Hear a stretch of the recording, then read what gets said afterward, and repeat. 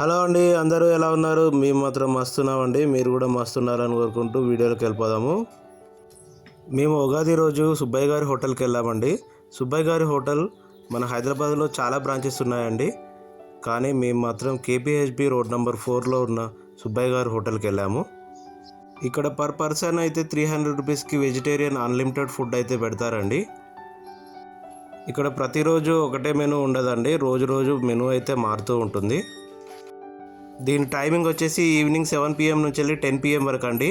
చూస్తున్నారు కదండి హోటల్ ఎలా కిటకిటలాడుతుందో. మేము మాత్రం 7:30కి వెళ్ళామండి ఈవినింగ్. అప్పటికే చాలామంది వచ్చేసారండి.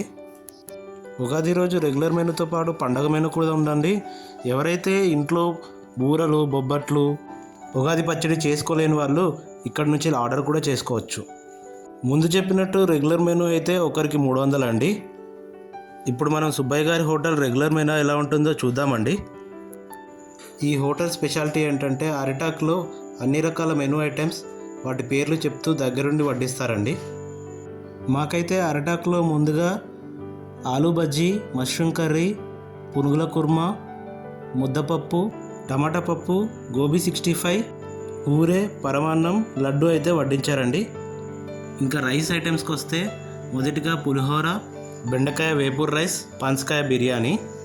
ఎండి రైస్లోకి మజ్జిగ చారు కాంబినేషన్ అయితే చాలా బాగుంటుందంటండి. ఇంకా ఆ రోజు మెనూలోకి పనసకాయ బిర్యానీ అయితే హైలైట్ అండి. చాలా చాలా బాగుంది బిర్యానీ. ఐటమ్స్ పెడుతూ ఉంటేనే మేము మాత్రం చాలా ఎగ్జైట్ అయ్యామండి. ఐటమ్స్ అన్నీ ఎప్పుడెప్పుడు తినేద్దామా అని. శిల్ప, నేను ఆగామండి అన్ని ఫోటో వీడియో తీసుకున్న తర్వాతనే తిందామని. కానీ మా అబ్బాయి మాత్రం చాలా ఎగ్జైట్ అయ్యాడు. వాడు అయితే ఆగలేకపోయాడండి తినడానికి. నాకు మాత్రం పనసకాయ బిర్యానీ చాలా చాలా నచ్చిందండి. అందుకని రెండోసారి అడిగి మరీ వేయించుకున్నానండి. హరిన్ కూడా బెండి రైస్ చాలా బాగా నచ్చింది. అందుకనే మళ్ళీ వేసుకొని ఫుడ్ని ఎంజాయ్ చేశాడు. ఇంకా సుబ్బయ్య గారి హోటల్లో నెక్స్ట్ ఐటెం అయితే కందిపొడి, కరివేపాకు పొడి విత్ నెయ్యి కాంబినేషన్ నెక్స్ట్ లెవెల్ అండి.